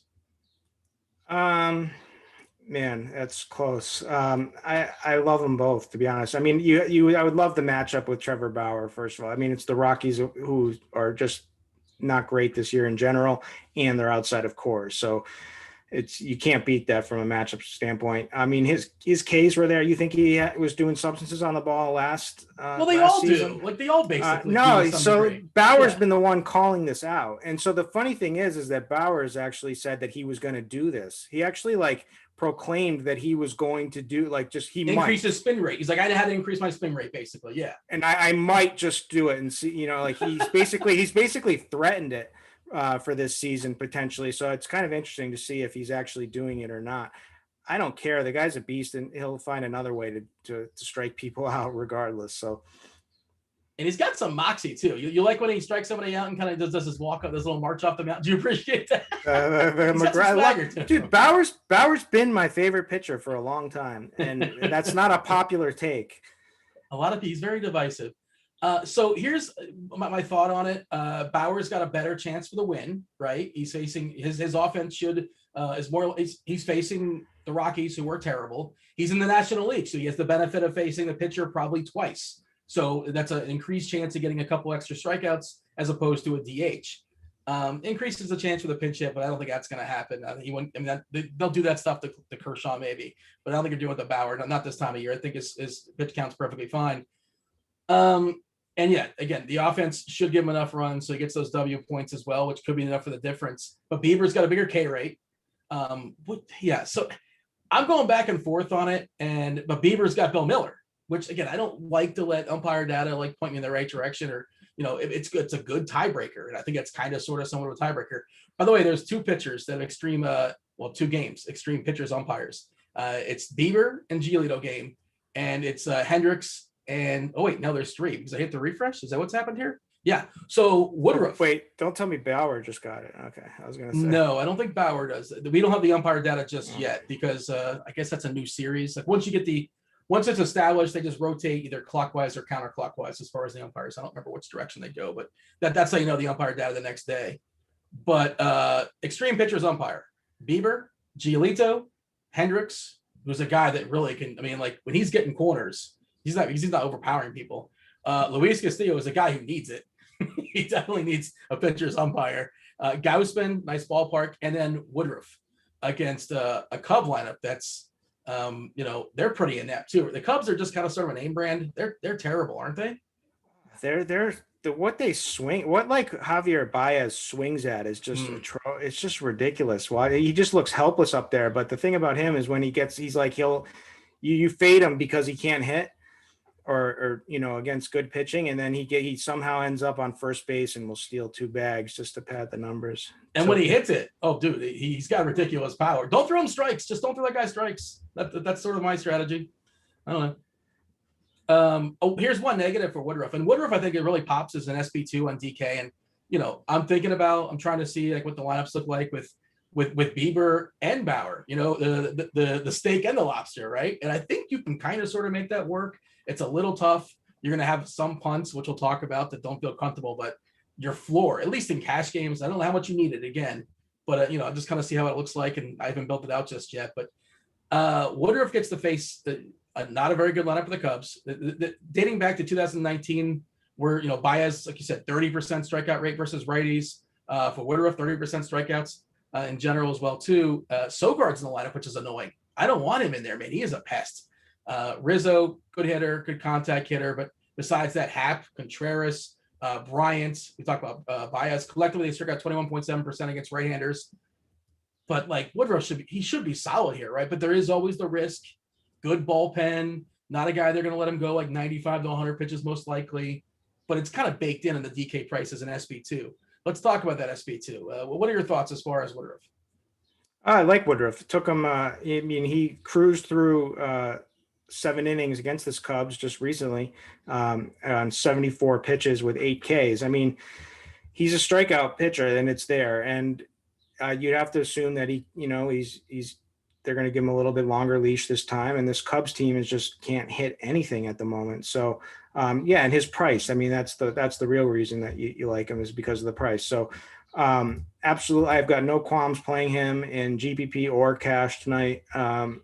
If I need him to fit some bats in. Obviously, I think the preferable way to at least for cash would be to just do Bauer. I think Giolito together, those 2 guys, because you can make that work. But if you need to go down, it's Woodruff would be the next guy.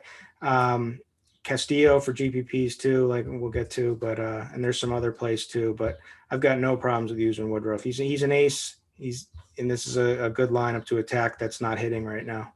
We mentioned Fried's name in passing, and he's just too cheap on DK. What is his DK price? Like 6.5 against the Marlins. It's not a good, not a very overpowering lineup, obviously. Fried's not somebody that's going to strike out the world, but he should be okay. He should be fine. Maybe 5-6 innings, 5-6 Ks, decent chance at the W. But on the other side, the Marlins are rolling out a good pitcher too, because every team's got a good pitcher today, basically. Pablo Lopez is perfectly fine. Just, the Braves are a -165 favorite for a reason. Their offense is pretty good.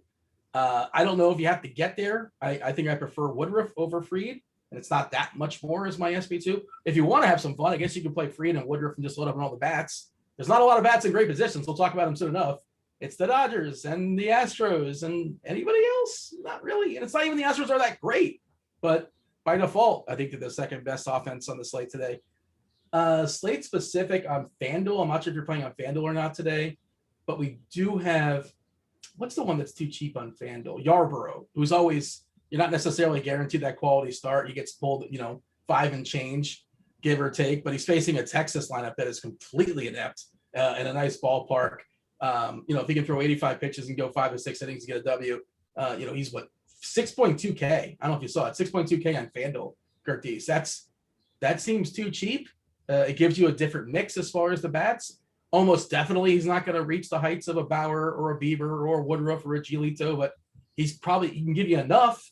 And if, the bats you can now get in there, like a Trout or a Freeman or guys like that, if they make up the difference and then some, who cares?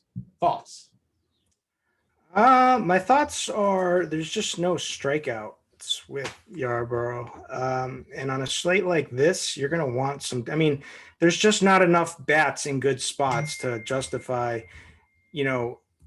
one of these smaller pitchers. Sure, you could find that you could get lucky and, with like Mike Trout and whatever, but like a lot of these guys are facing these aren't the best matchups for upside. So it's just going to be tough to pull that off with a guy with low strikeouts when you're competing against all these top end guys and then also a mid-range that has strikeout upside. I would be tempted more if we're trying to go down onto the low side would be to maybe Odorizzi, but probably a guy like Kyle Gibson. I don't know if you noticed, but Kyle Gibson looked pretty damn good in his last start. His velocity's been up. His slider was unbelievable in his last start against in a tough matchup against Toronto. And I could certainly see him having a good start again in a good ballpark against Tampa Bay, who's not that powerful of a hitting lineup these days. You mentioned Odorizzi. It's going to be his first start of the season. He did have a, what is it called? A practice run, or I can't remember the official term they used, where he threw a bunch of pitches and he's basically stretched out allegedly. A matchup against Detroit is kind of prime too. I do think it's worth noting as far as Yarborough, and like one of the big upsides, like you said, he's not a big K guy, and I'm pulling up the plate IQ here as far as Yarborough, and I stretch it back 2019, 2021 because I want to get the bigger sample size, and also, last year was just 2 months. This year is just a few weeks, so there's only so much you're getting anyway. But if you look at that Texas lineup, man, I wish one of these real like K savants was facing him, this Texas lineup, because Dahl 30% Ks, Gallo 40% Ks, low. Nope, that's wait, yeah, that is low. I couldn't remember if it was low or low. That's low at 50%. He strikes out 50% of the time against lefties, which is insane. White at 32%. So collectively they're at 28.9%. That is a monster number. But Yarborough 19%. Eesh. But yeah, and it's a great ballpark to pitch in too as well. But and the other part is lineups are not very hard to make. I made a Bieber lineup on FanDuel, right? Like right now it's currently my main lineup, and it's got, in my opinion, the best third baseman on the slate if cost wasn't a thing, the best shortstop on the slate if cost wasn't a thing. It's got 3 Dodgers. It looks pretty good, and I get Bieber. So like, do I need to do that? Is kind of the question. Yeah, you don't need to. Yeah. You mentioned Strasbourg. I'm on it on Strasbourg. He only threw 85 pitches last time out. The velocity's been down. On another slate, like it just doesn't seem necessary. I just can't see him being the best pitcher on this slate. Maybe on the podium, you might get the bronze or something like that. Maybe if everything goes well for him, a couple disasters with Giolito or something like that. But I just can't see rostering Strasbourg. Castillo, you talked about him as a tournament guy. Well, why do you like Castillo? Well, he's just a guy that I always like. I love his skill set. He's got some ridiculous pitches. The problem is he's not using them so far this season. He's got one of the best changeups in baseball, and he's a strikeout artist. Now he's erratic at times, and he hasn't fully hit his potential yet. But we know what this guy's capable of. So, and it's good ballpark for him in San Francisco. San Francisco is not the most threatening lineup. And his price is right. So you're telling me that you can't envision a path where he has a monster night tonight and is up there in the top of the range for pitcher? I can, yeah, for sure. I like Castillo. Obviously, it's been a rough start for him, but I assume the arm is fine. It's a nice ballpark as well too. And we did note he was one of the pitchers that has an extreme pitcher's umpire, correct? I believe so. By the way, we see chat. What's up, chat? Like, subscribe, turn on notifications. Do appreciate that. Ask some questions. Devin, our fabulous multitasking producer, he's going to be compiling those questions. He's going to be joining the show. And you can say, hey, this guy or that guy, this stack or that stack, do you like this deck? Do you like this pitcher? Ask whatever you want. Or just like a broad strategy question. Those are good too. Ask broad strategy questions. Maybe you're new to Mlb Dfs. Ask anything. Fire away. Myself and Kirk Dees, last 15 minutes or so, give or take, we'll knock out as many questions as possible from the chat. Do fire away there. I think, I think we have a celebrity. He must have heard us talking about him. That's David Kaplan, otherwise known as Head Chopper, otherwise known as two-time millionaire winning Head Chopper. He wants to know, and we'll bump him to the end of the line. Sure, why not? We'll give him the fast pass, like this is Disney or something like that. Is Kirky on Gibson's new cutter? Do you like Kyle Gibson? He heard me talking about Gibson, so that's what he's referring to. Yes. All right, but it's his slider that was deadly in that last start. And the problem is, like, why isn't he pitching on a different slate? Like but like he's fine. Yeah, that's sort of like the way I'm at. Like you can't. There's so many good options, and it's really hard to pick a bad one like before the game start. All right, do you want to go around the horn and give our favorite at each position? You lead the show. I'll follow, Dean. All right, let's start with the backstops. A lot of people play on DK. Of course, you can play catcher on FanDuel as well if you want to. You don't have to. Yahoo, I know you play on Yahoo a lot. Of course, they have their catchers as well too. And are there any $7 de jours today on Yahoo to make everything work? I didn't have your rankings today. I haven't had time to really build. They didn't put me on Yahoo rankings. They only put me.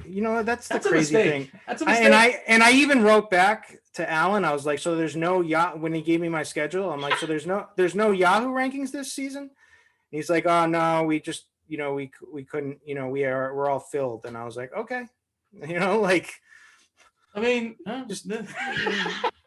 all right.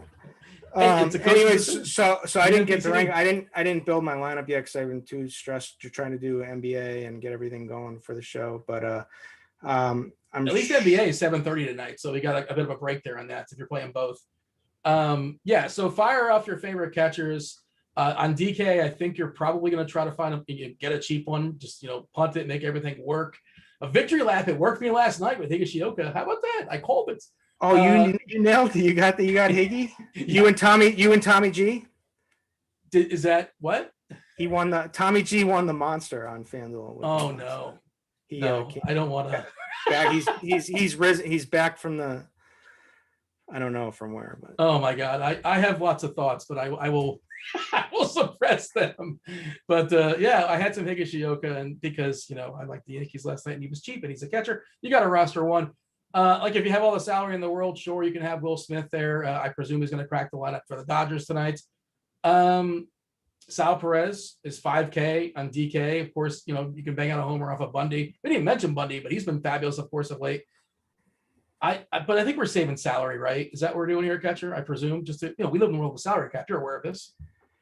Yep. I mean, we're looking for cheap dongs is what we're doing, but and catcher would be the one place we can even sacrifice that. So Wilson Ramos has been hitting. All right, batting. I think he's the one you want. He's like the best combination of upside and price, right? It's funny thing what happens when players leave the Mets. And also, Darnode. I mean, Darnode, same concept. And Odorizzi's, this is his, first start, and he has had the reverse splits throughout his career. Ramos batting cleanup. He's going to be real popular. A guy who's cheaper for a bomb would be Alfaro. No one's going to really want to dig there down at he got a bad order spot. He usually would hit like 6th, but somewhere in there, but he's out at 8, 2,700, but it doesn't really matter at catcher. Darnode, if I could fit him for sure, like him. Suzuki 8 got the 8 spot, which is bad, but anybody that I can envision hitting a bomb is who I'm fine with putting in. Even like Alex Avila against Flaherty at 2,100. If he makes everything else work, I will play him. Like I don't want to play him. I don't. And if he hits a homer, I'm gonna victory. Oh, of course, I called it. I don't want to play Alex Avila. Obviously, just not a particularly great hitter. batting 8th, not a great ballpark. I don't want to pick on Jack Flaherty necessarily, but salary cap reasons. Alfaro was scratched yesterday for an injury. Hopefully he's fine. Just kind of be alert on that. I assume if they put him back in the lineup today, he's going to be okay and good to go. Like Hyun-Jin Ryu, we didn't talk about him, but he's fabulous. But lefties, Yankees all have power. But Ryu doesn't give up a ton of homers, less than a homer per 9 over the last 3 years or so. That ballpark does play positive. At least we're expecting to play positive for hitters. And it's in Florida where it's, actually hot, 76 degrees, or hotter than it is in many other places, I guess we should say, relatively speaking. But we've probably already spent too much time on catcher already. What about first base? Who does it? I have a gripe with Kevin Roth. I just want to put this out there. You're thinking. Okay. I was watching the Crunch Time the day after. He was like complaining about Boston, that it didn't even rain on opening day when the game was canceled. I live in Boston. I was outside during that day. It rained on me. It also poured all morning, right? and everything. And then I said that in chat, and he said, he acted like I was kidding, and I was like, like making it up. And then I heard him say that again on another show, like this past week, that he said, he's like, just like in Boston, he referred to it in Boston on opening day, how it didn't rain there again.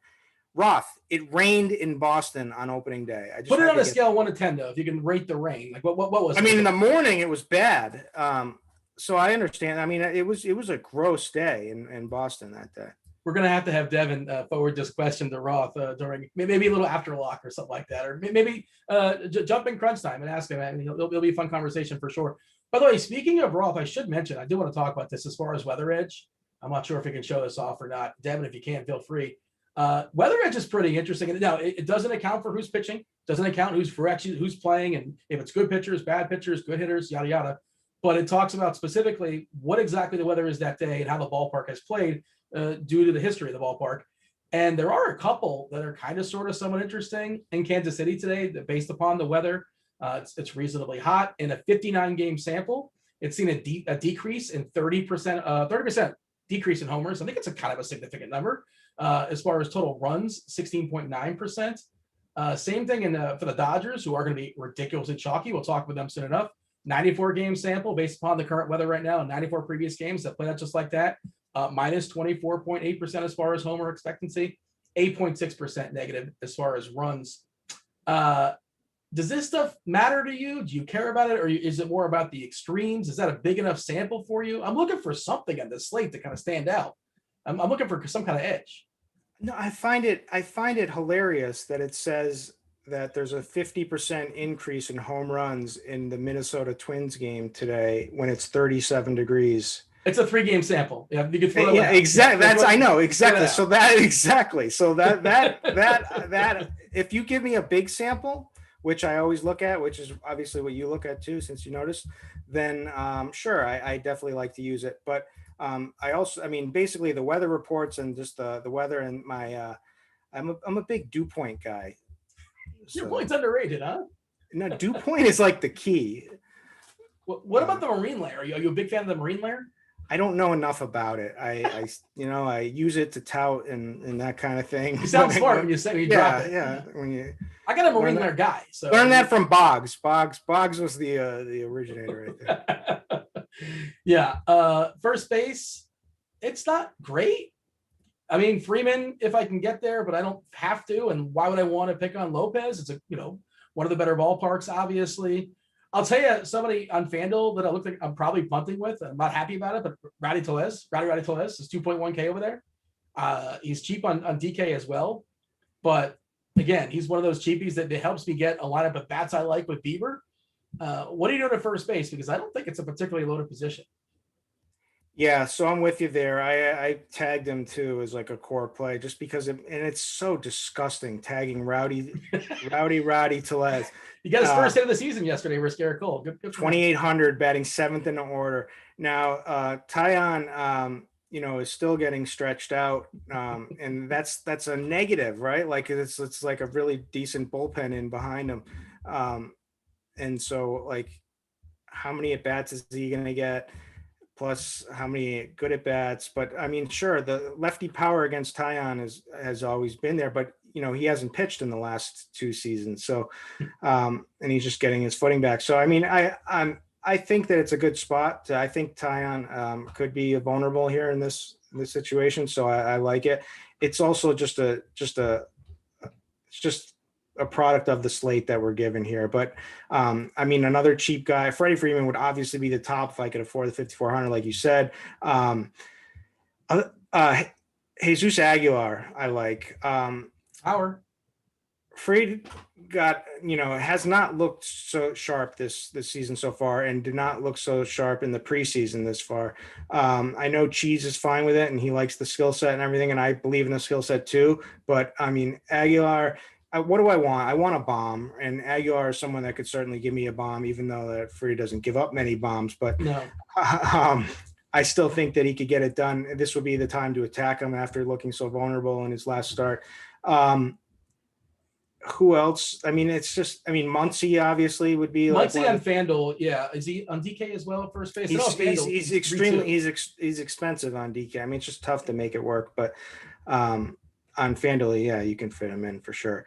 If you don't play Muncy on FanDuel at 3.2K, your lineups might be Muncy in the middle of nowhere. That's an egregious. I assume he's going to crack the lineup. It's not in there just yet, but 3.2K for Max Muncy against the only pitcher. It's baseball. Goofy things happen, obviously, but he's got to be. I don't know. Is he one of the core plays today? I haven't even looked. I would assume he's one of the core plays on FanDuel. That makes sense to me.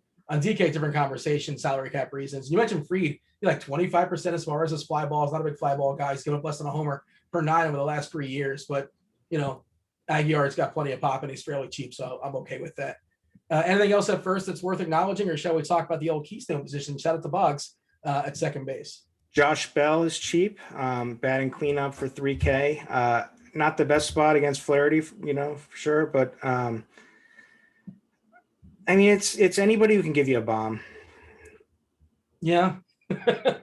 Like some are more likely than like others, it's literally like baseball is like strikeouts and home runs, and so like I don't even feel like tonight, like how are you gonna stack all these lineups against these ace pitchers? Like it's just like a smaller stacks is probably going to win this slate, and it's as easy as strikeouts and home runs. So it's like find the strikeouts and home runs. I like that conversation, and we probably should stay it for another day. But like the whole idea, and I understand why people play 4-4 on FanDuel, and I understand why people stack 5 guys on DK. And of course, you look at the end of the night, you see the optimal lineup, and it's like 3-3-2 or 1-1-4-2 or something. And those are really hard to pick out. It's really hard to say this one guy in this one game is going to absolutely crush. But you can, I'm not driven to like absolutely stack every single time. And the other part of it is I don't make 150 lineups. So the audacity to me to think I can hand build 3 Dodger lineups and I'm going to beat the machines, all the machines that are firing at 100 and 150 Dodger lineups. Like I'm going to come up with a perfect formula. I'm going to beat that. No, I'm going a different direction. That's it. And that's my choice. That's what I do. Did you have a take before we move on to talk about second base? I mean, my take is it's cash lineups on steroids. That's how I play. And like you can play that in GPP. And I like it if my players are on steroids too.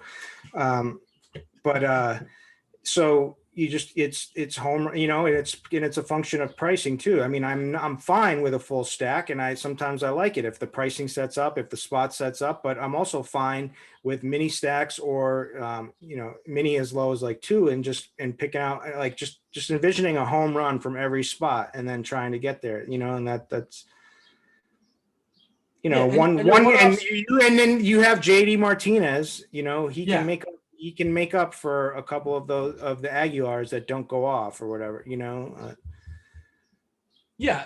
one-offs, you want them to be like the Pedro Serrano type. You want them to be, they have to be able to do it by themselves, right? That's in theory. That's unless of course they're like a flat-out punt that's just kind of making everything else you like work.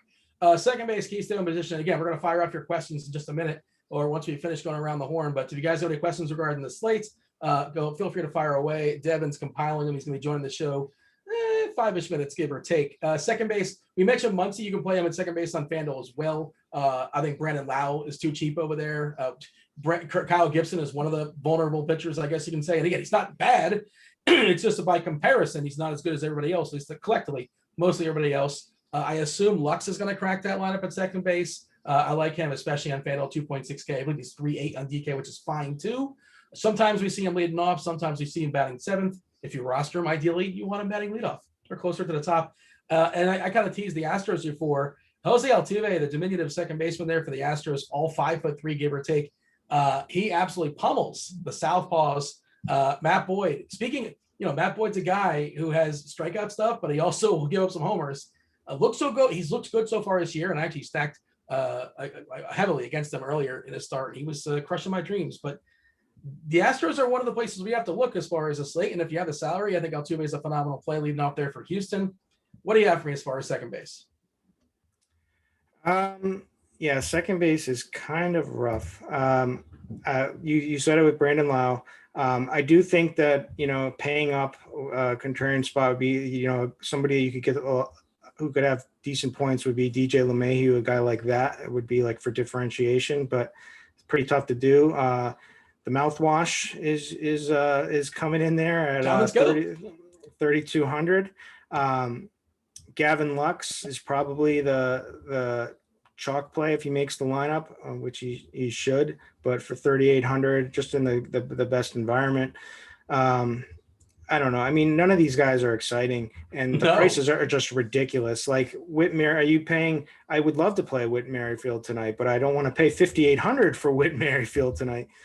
Well, you can if you play like Fried and Lopez. Well, you could like with Castillo and Woodruff, right? Like, yeah, you can do that. Or like again, those guys could go toe to toe with any of these aces potentially. They're certainly underdogs, but could work out for you. But man, it's just, Solak. No, I don't want to play him either. Like you look at him because he's like batting fourth or fifth every time, but now they just moved him down, and he's been horrible anyway. It's bad if you're moving down in the Texas lineup. You're hitting bad when. Man, that Texas lineup is just brutal. Jump to third base. Give me the hot corner. What do you have for me as far as third? And I talked about it before. I think I hinted at it. Bregman. Again, if you have the salary, Bregman looks like the best play. You have those Crawford boxes lurking out there in left field, not too far away. If you pull the ball down the line, Chopper he's probably been to a Houston game a time or two. He can tell you about those Crawford boxes. I believe he had a picture. He sitting there once. So third base. What are we doing? Third base, Bregman is the one you want. He's got the platoon against Boyd, who's had the home run issues, who just hasn't given up home runs yet this season. Now people say that he's looked good so far, but they are actually, people a lot smarter than me that I turn to for pitching advice have, said that his slider is just not there this season yet.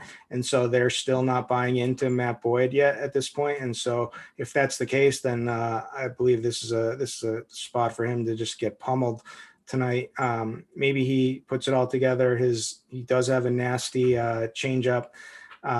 His velocity was down in his first start. It's back to normal in his last start, but he hasn't had like an increase or anything like that. So that would be the spot. Let's see some other guys. Like there's nothing to like. I don't want to play Rugi Odor. Played him yesterday. I felt like I got lucky to get any points out of him. Justin Turner, obviously he's the guy you want. Travis Shaw. The Dodgers though, Turner's like fourth or fifth or sixth, isn't he? When you consider Price. Yeah. Okay. Yeah. He's not prioritized for me as far as the Dodgers. It's kind of the point I'm making. No, I would much rather have Bregman for sure. Yeah. But I was saying I'd rather have Seager. I'd rather have Muncy. Yeah. Different positions, obviously, but just the team collectively. That's the only lineup we're waiting for, by the way. Travis Shaw. He looks better this year. Yeah, batting third, little pop, 39. What do you want? You want a dong? That's about all he can give you. Hey, let me ask you: if you had the bet, you're forced to bet. You taking the over or the under? Bieber versus Giolito, 6.5. I'll just say I'll be contrarian and go over just because that's. I think I would take the under. The only reason is because I would take the under, and I know I will lose. All right. Well, all right. Jump back to shortstop. Do you like anybody? Well, Seager, that's one of the first. If you have all the money in the world, he's one of the first bats you put in your lineups, right? Yes, for sure. What are we saying? Okay. Seager's a great play. Give me the pivots away from Seager. Love Correa tonight, especially he got the cleanup spot. You know, he was hovering down in the 5th and 6th before that. I do want to attack Tyon. This guy's had a home run problem, and we don't know if it's fixed yet or not. And Bo Bichette is a guy that certainly could. He's Bo Bichette. If you've watched him this year, have you watched him? I watched some Toronto games. Yeah, I got the quad box going.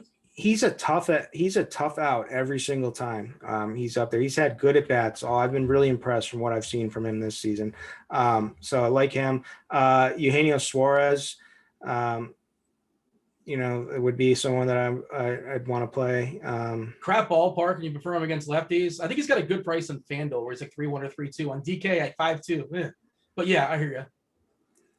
That's it. What else is there? Yeah, I mean, everyone else is just in a tough matchup or like cheap guy, and I mean, you could make like, I don't want to play Jack Mayfield. No. Yeah, I don't know. Do I hear birds in the background? By the way, is there birds in your house? No. I just hear. Maybe it's actually outside where I'm at. That could be it. Never mind. Derailing the show. Who knows what's there are actually I do hear some outside. Yeah. Actually. Okay. So I'm here. It's not just me hearing something. Okay. Let's jump to the outfield. We got to knock out some questions from chat. So outfield, obviously, there's a slew of options in theory. But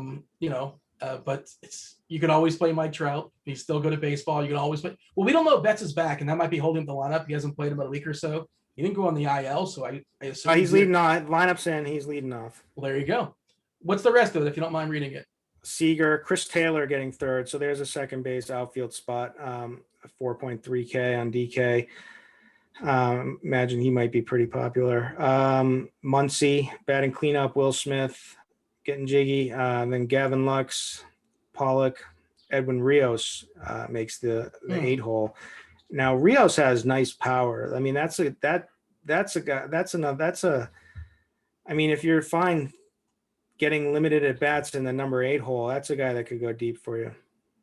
Give me a quick summary. I got 30 seconds, a minute or so, as far as your favorite outfielders, because we promised the chat we'll knock out their questions, and I don't want to leave them hanging. So Devin's got a whole bunch, and Devin needs his time. Like he got his time cut the previous show by Head Chopper. He lost like 5 minutes or so. Chop was talking about the cereal or something. I have no idea.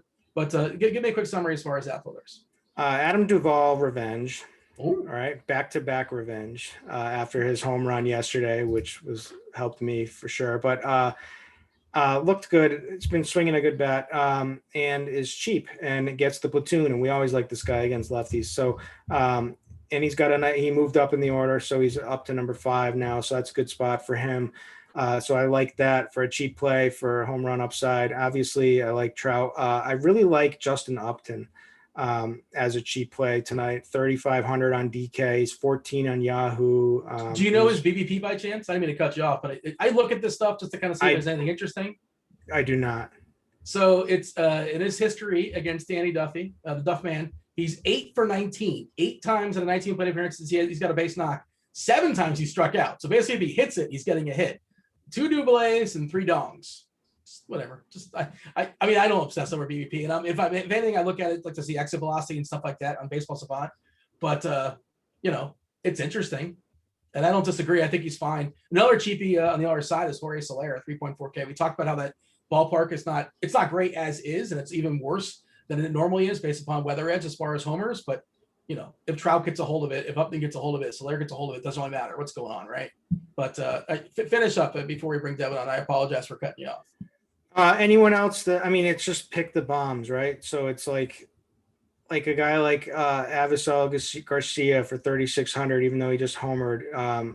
Joey Gallo in that price. Like you need cheaper bats with home run upside to fit with these pitchers. So these are the guys that I'm looking at tonight. Austin Meadows is in play for sure. I like him. Yeah. I don't know. Just note this. Cheese actually wrote this in his article, and I was kind of looking at the bullpen as well for Texas. Texas, I believe, has 5 lefties, and Tampa historically is very, very happy to do some swap set, switch hitting.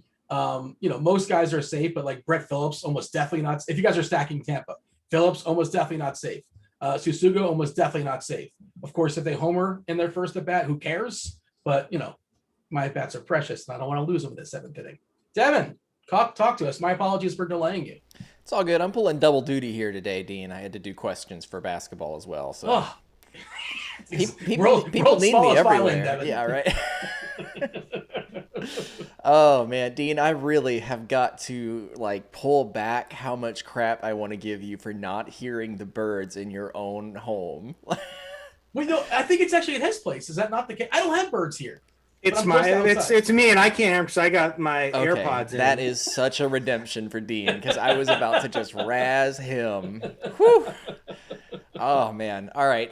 So who wants to do DK? Who wants to do FanDuel Cash tournament? Do you guys want to? I can do Cash, and you can do tournaments. How about that? Let's do that. Probably the best way to handle it.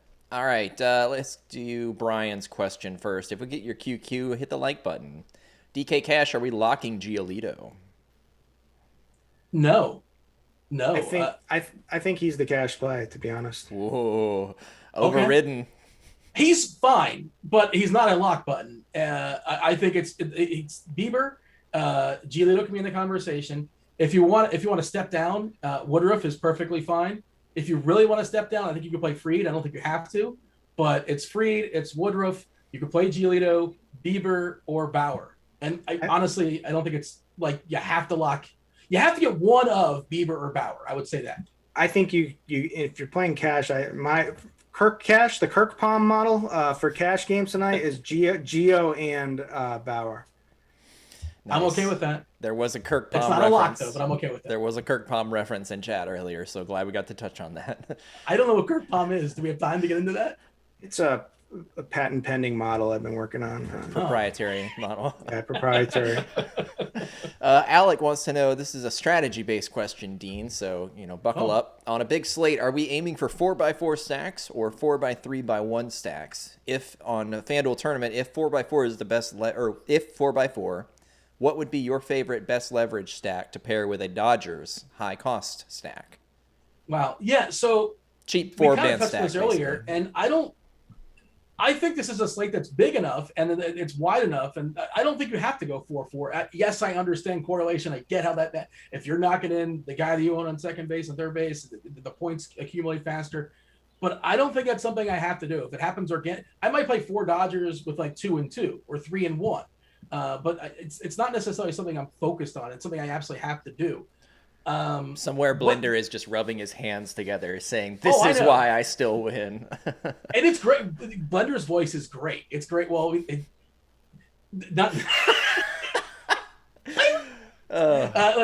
his opinion is great to have in the conversation, I think. And I think it's great to disagree. Curtis, do you have a thought on that? If you don't, feel free to share if you don't mind. No, we talked about the stacks. I mean, I get it too. And FanDuel, certainly it's even more so that you should be stacking. But I think tonight it's just going to be hard. I can just envision a path where like a lot of these teams, it's not a full stack, right? Like, because there's just too many good pitchers. Now, sure, good pitchers blow up. It happens. So I guess I would be more apt to pick some of the guys that I think that would blow up the most, like such as like Jameson Taillon, I could see blowing up, and so I would go with a Toronto stack. But I was going to say Toronto, Atlanta, and on DK if you want to get really frisky, Detroit, because they help you. Detroit's really cheap, and they open up. They can give you 2 elite arms. That's what you want, or 1 elite arm, 1 middle arm, and then some more elite bats. That was our. I think the Marlins are putting up some runs tonight. Okay. Marlins vomit stack. There was a Toronto question next, so I'm glad we got to touch on that as well. Tony, DK, favorite low-owned one-off? Favorite low-owned. Yeah. I'll throw out Soler or Gallo. I don't know how owned they're going to be honest. I've not. Look at you, Dean. Christopher in chat needed a few Gallo and Soler bombs. I would say. I would say Upton or Gallo would be like my low-owned guys, but I'm not sure how low. They're low-owned enough. Lance wants to know, would you play Manny Pena tonight? Not ideally, no. I mean, I'm not targeting him.